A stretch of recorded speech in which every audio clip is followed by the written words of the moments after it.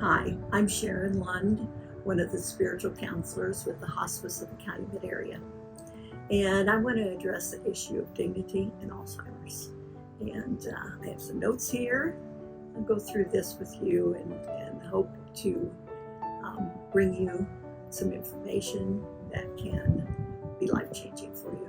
The topic I want to talk about is preserving the dignity that is often lost with Alzheimer's, the quality of life that is often lost with Alzheimer's, and that we need to concentrate on the patient deserving our esteem and respect.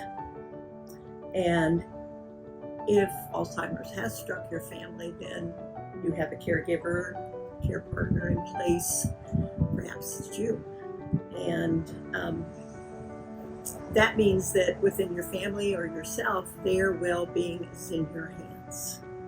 And yours is in your hands too, your family also. So interactions with an Alzheimer patient, those social interactions are so important.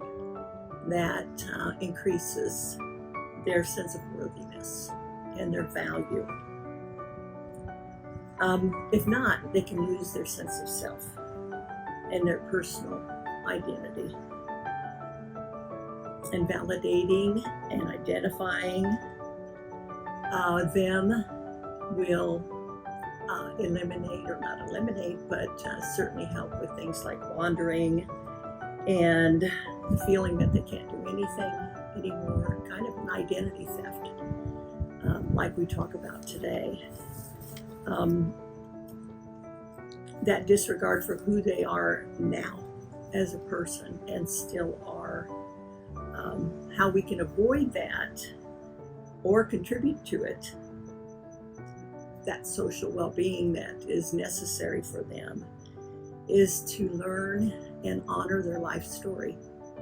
Here at the hospice of the Calumet area, that is one thing that we do. We ask, especially as a spiritual counselor myself, we ask about that life, how they lived, what they lived, who they are, children, family, how they served, perhaps in a war, what their careers were, important to them, those memories. And so that life story is important. We can also talk about that. We can redirect, distract too.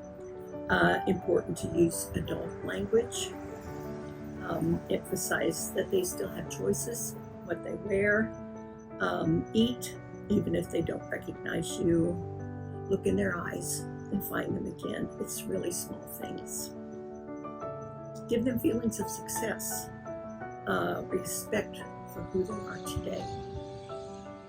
They're not children. They've lived that life, as we spoke of. They've raised those families, perhaps had long careers. If not taking these actions, the results can include loss of function, less active participation in life, perhaps activities, weaknesses, falls, wringing of hands, more confusion, repeating something over and over again, striking out, resisting care, elopement, often wanting to go home, wherever that is, where they remember. We can't change this person, but we can change ourselves. We can offer affirmation, positive feedback. We don't want to talk in their face. We don't want to ignore if we have other people in the room having conversation. Don't have a side conversation, include them. And we need to individualize that their behavior has a purpose. I equate it to a baby. Behavior has a purpose. That even though we're not to treat them like a child, it is kind of a circle of life. And a baby will tell you whether they need to be changed, whether they're hungry, whether they need to sleep. And those three things being taken care of soothes that baby.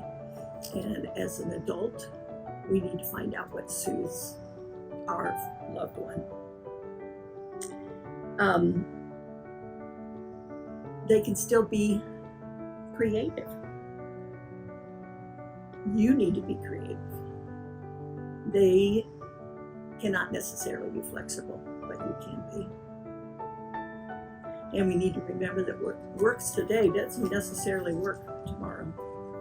So in summary, the quality of social interaction is the defining element of maintaining dignity and a sense of self. Social interaction. Take a moment to analyze your own interactions and modify if needed. And I think the greatest of these is to praise them, respect them, accept them where they are.